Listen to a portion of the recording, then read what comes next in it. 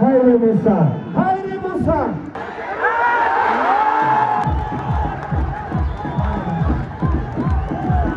তিতাসে জাগ্রত একতা সংঘের উদ্যোগে ফ্রিজ কাপ ফুটবল ফাইনালে কুমিল্লার জয়। ইমাম হোসাইনের পাঠানো তথ্যচিত্রে বিস্তারিত দেখুন এসটিভি নিউজ 14-এ। মাদকমুক্ত সমাজ গড়ি, খেলাধুলাকে হাঁ বলি এই প্রতিপাদ্যকে সামনে রেখে জাগ্রত একতা সংঘের আয়োজিত ফ্রিজ কাপ ফুটবল টুর্নামেন্টের ফাইনাল খেলা টানটান উত্তেজনার মধ্য দিয়ে অনুষ্ঠিত হয়েছে। গতকাল 28 জুন শুক্রবার বিকেলে কুমিল্লার তিতাস উপজেলার জগৎপুর সাধনা উচ্চ বিদ্যালয় মাঠে জাগ্রত একতা সংঘের আয়োজনে খেলায় হাজার হাজার দর্শক খেলা উপভোগ করেন। এতে অংশগ্রহণকারী দল ছিল কুমিল্লা জেলা একাদশ বনাম ব্রাহ্মণবাড়িয়া জেলা একাদশ ফুটবল দল। খেলায় কুমিল্লা জেলার বসুন্ধরা শপিং মলের লামিসা কালেকশন ব্রাহ্মণবাড়িয়া জেলা দলকে 6-2 গোলে পরাজিত করে।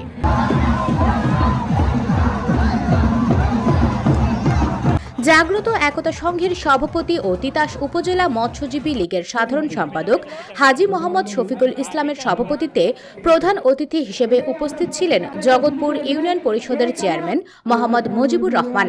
বিশেষ অতিথি হিসেবে উপস্থিত ছিলেন উপজেলা আওয়ামী লীগের দপ্তর সম্পাদক মীর শওকত লিটন, উপজেলা বঙ্গবন্ধু পরিষদের সভাপতি মাহফুজ শিকদার, সাবেক চেয়ারম্যান তোফাজ্জল হোসেন তবিল, জগৎপুর সাধনা উচ্চ বিদ্যালয়ের প্রধান শিক্ষক গিয়াসউদ্দিন বাবু, হানু মেম্বার, শান্তি মেম্বার জার্মান প্রবাসী মোহাম্মদ খোকন মিয়া, সাবেক মেম্বার হক মিয়া, জাগ্রত একতা সংঘের সাংগঠনিক সম্পাদক সুমন সরকার, উপদেষ্টা মতিন মুন্সি, আসলাম ভুঁইয়া, চিত্তরঞ্জন বিশ্বাস, হাজী মোখলেসুর রহমান, আব্দুল হক মেম্বার, আব্দুস সাত্তার প্রধান, সিনিয়র সহসভাপতি নূর মোহাম্মদ।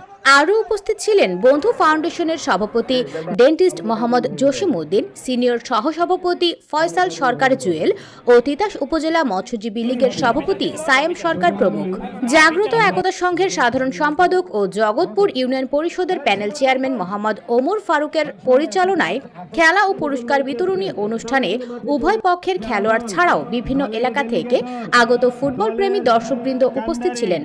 পরে অতিথিবৃন্দ চ্যাম্পিয়ন দল বসুন্ধরা শপিং মলের লামিসা কালেকশনের স্বত্বাধিকারী মোহাম্মদ বাবুলের হাতে বড় ফ্রিজ এবং দ্বিতীয় স্থান অর্জনকারীদের হাতে রানার্স আপ ছোট ফ্রিজ তুলে দেন।